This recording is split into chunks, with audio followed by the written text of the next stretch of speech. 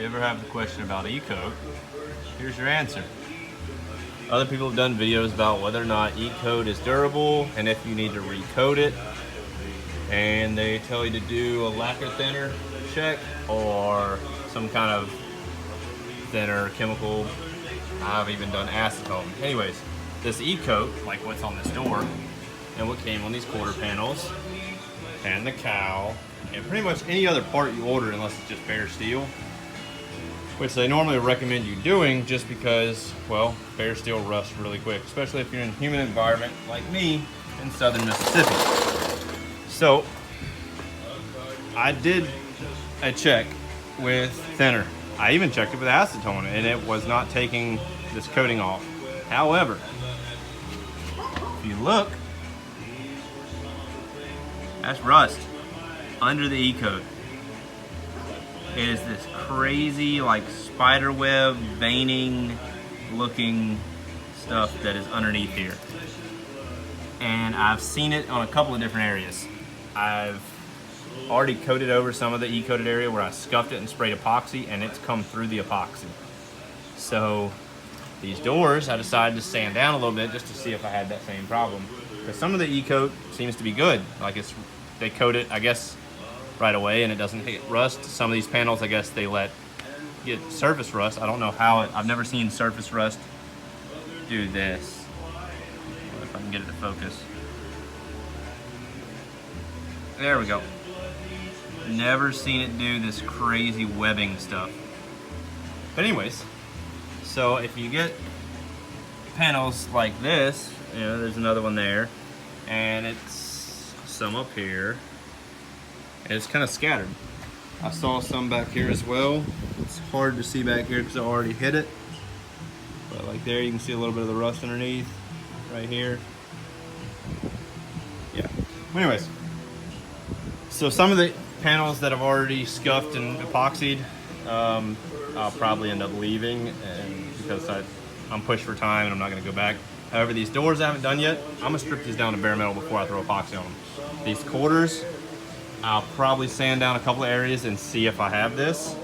I really don't want to spend the whole time stripping those down to bare metal because I've already body worked a couple of areas, like down here, up here on the sail panel. I've done some body work with. I don't want to have to strip that all the way down and dig into it because I'll be most likely using this. Oh, my chair didn't want to roll. About to tip it. This paint stripper disc. That'll be most likely what I'm using for the majority of this at least. And hopefully they don't hit my video since I got Johnny Cash playing. But anyways, I've been masking, taping off, wrapping, getting ready to get some epoxy on this thing. I'm getting ready to, of course, get this thing assembled. So I need to recoat the cowl, the roof, the doors, the quarters, the tail panel. The fenders were already coated. The hood I've got to work on. This is just a base, quick model of a pump Eleanor style scoop thing that I'm working on. I won't be cutting out the holes for the scoop portion. It'll be solid, just like an Eleanor hood. But that's just a rough draft to give me an idea for starting with. I did order another bonnet, which is going to make me sad if I cut that piece of my hood out and didn't actually need to because I found a low profile bonnet that Spectre makes. Go figure. So if that fits, I might end up selling this Holly one. I don't know. It'll be about $100 burned. But I need to get glass put in this thing. I need to get the taillights and the front assembly and everything started to bolt together. I need to make this thing a car again. I've got my handles sandblasted. I'm going to be Cerakoting those just because the button is tight movement. So I want something real thin. And Cerakote's durable, so I'm going to do that with those. I'm going to Cerakote the trim pieces that go around the glass. Those will all be black. The tail panel pieces are already painted black, so they're just going to be rattle can black. If they end up flaking off or something, then I'll go back and Cerakote them later. Same thing with like the side marker trim pieces. I did those in just rattle can black. I ordered new lower running lights. I ordered new reverse lights because mine were in terrible shape. And in fact, I didn't realize they were like pot metal.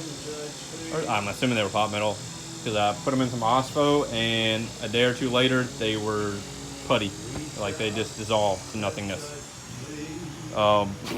My running lights, or my front side markers, they're in some pretty rough shape. Apparently, whenever they did my car before, they just makeshift fixed whatever they could. The studs on the back are like stripped out or broken, so they just JB welded a shit ton of blob around the stud. I'm gonna redo that again for the time being because those things are expensive. They're like $80 a piece or something like that. The cheapest I found, I think, was like $160 for both of them, for the front side markers. It's nuts. And it doesn't even come with the backing plates, so it's just the bezel piece. Anyways, that's it for now. I'll come back after I've epoxied this thing, hopefully. I'm gonna go back to sanding and scuffing and stripping paint because this pisses me off. Anyways, thanks for watching, guys, and I'll bring back whenever it's done epoxy. Later.